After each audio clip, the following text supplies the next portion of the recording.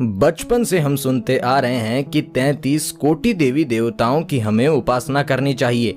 लेकिन क्या हो अगर मैं कहूँ कि 33 कोटि देवी देवताओं का उल्लेख तो जरूर मिलता है, लेकिन 33 करोड़ देवी देवताओं का उल्लेख वैदिक ग्रंथों में कहीं नहीं। आप सोच रहे होंगे कि कोटि और करोड़ शब्द का तो एक ही अर्थ होता है, लेकिन नहीं। आज के वीडियो में हम जानेंगे 33 कोटि देवी देवताओं के रहस्य को। आपका स्वागत है सत्य संवाहक यूट्यूब चैनल के न्यू और इन्फॉर्मेटिव एपिसोड में। तो आइए सबसे पहले जानते हैं कि वैदिक ग्रंथ देवताओं की संख्याओं के बारे में क्या उल्लेख करते हैं। यहाँ पर हमारी कड़ी में सबसे पहले आता है ऋग्वेद। ऋग्वेद के एक श्लोक में त्रिंशति त्रैस्परो का इस्तेमाल हुआ है, यानी कि देवताओं की संख्या त्रिंशति त्रैस्परो है। अर्थात त्रिंशति का मतलब होता है 30, त्रैस्परो का अर्थ होता है ऊपर 3, 30 के ऊपर 3 अथवा 33। यहीं से स्पष्ट होता है कि ऋग्वेद के अनुसार देवताओं की संख्या त्रिंशति त्रैस्परो अर्थात 33 है। मजे की बात यह है, जो स्क्रीनशॉट आप ऊपर देख रहे हैं रेफरेंस के साथ, इस स्क्रीनशॉट में और इस श्लोक में कहीं पर भी कोटि शब्द का इस्तेमाल नहीं है। और इसी तरह से यजुर्वेद, अथर्ववेद और अन्य ब्राह्मण ग्रंथों तथा आर्ष ग्रंथों में कई ऐसे श्लोक मिल जाएंगे जहां पर कोटि शब्द का उल्लेख ही नहीं है, अर्थात कोटि के बिना ही यहां पर 33 को सीधा सीधा इंडिकेट किया गया है। लेकिन जिन संस्कृत भाष्यों में और शास्त्रों में कोटि शब्द का उल्लेख है, वहां हम करोड़ अर्थ क्यों नहीं लेंगे। आइए जानते हैं एक उदाहरण के साथ। जैसे यदि आपको कोई व्यक्ति कहता है उच्च कोटि का व्यक्ति या निम्न कोटि का व्यक्ति, तो वहां पर आप कोटि का अर्थ करोड़ नहीं लेकर प्रकार लेवेंगे। जैसे उच्च प्रकार का व्यक्ति, निम्न कोटि का व्यक्ति का अर्थ होगा निम्न प्रकार का व्यक्ति।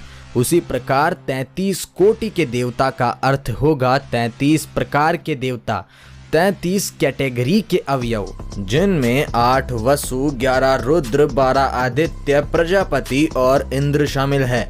यदि बात की जाए इन देवताओं के कार्य की, तो जिन 8 वसुओं को आप स्क्रीन पर देख रहे हैं, इनका कार्य होता है प्रजा को वसाना, यानी कि इन 8 वसुओं पर किसी न किसी प्रकार की प्रजा अथवा प्राणी रहते हैं।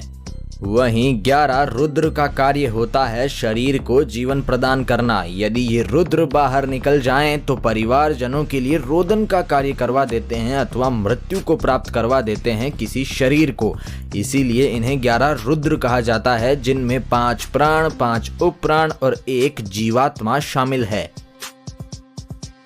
यदि बात करें 12 आदित्यों की, तो इनका संबंध है 1 वर्ष के 12 महीनों से, जिनका कार्य हमारी आयु को प्रदान करना बताया जाता है।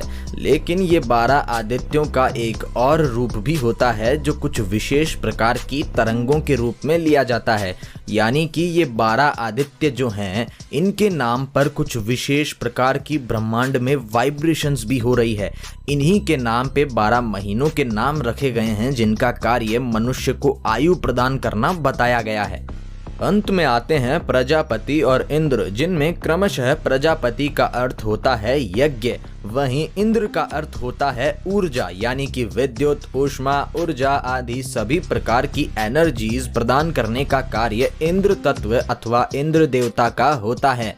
यही वो 33 नाम हैं जो हमें कुछ न कुछ देते हैं, इसलिए इन्हें देवता कहा जाता है। और इन दिव्य गुणों से युक्त तत्वों का उल्लेख ही हमारे वैदिक ग्रंथों में और आर्ष ग्रंथों में मिल जाता है, बल्कि 33 करोड़ देवताओं का उल्लेख किसी भी आर्ष ग्रंथ में नहीं मिलता है।